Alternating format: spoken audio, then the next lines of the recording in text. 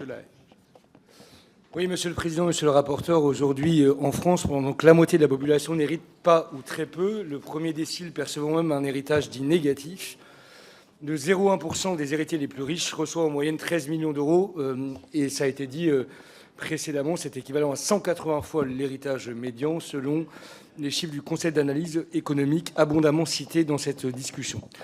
Et pourtant, grâce aux nombreuses niches fiscales, ces super héritiers ne paient en moyenne que 10% de droits de succession. Un autre chiffre, lui aussi également cité, sur les 9 Français devenus milliardaires en 2024, 7 sont des super héritiers. Toutes celles et ceux, gouvernement et RN également, qui plaident la stabilité fiscale, voire même diminuer encore davantage la pression fiscale et voire, pour ce que j'ai entendu ce matin, passer à l'exonération totale s'agissant de ce pacte, défendent en réalité la rente, l'héritage, contre la valeur travail qu'ils prétendent défendre du soir au matin.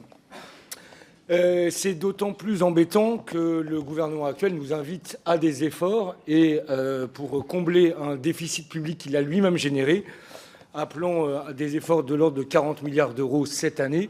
Et on serait bien indiqué d'aller, à situation économique exceptionnelle, chercher une contribution exceptionnelle de celles et ceux qui en ont le plus les moyens.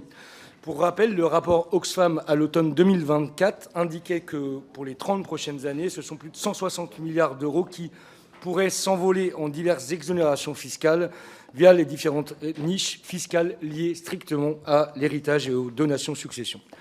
Parmi celles-ci, le pacte Dutreil est l'une des plus emblématiques. Ce dispositif permettant d'exonérer jusqu'à 75% de la transmission d'actifs d'entreprises familiales devait préserver le tissu économique. En réalité, il est devenu un paradis fiscal légal pour les grandes fortunes, 40% des transmissions Dutreil portant sur des montants supérieurs à 60 millions d'euros.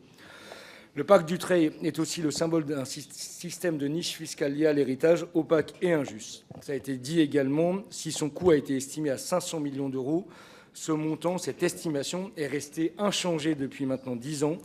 Il est remis en cause par de nombreux experts, à commencer par la Cour des comptes, qui considère ce calcul fondé sur des hypothèses obsolètes. Alors j'en viens à la conclusion. Pour toutes ces raisons, nous soutiendrons évidemment cette proposition de loi. Merci.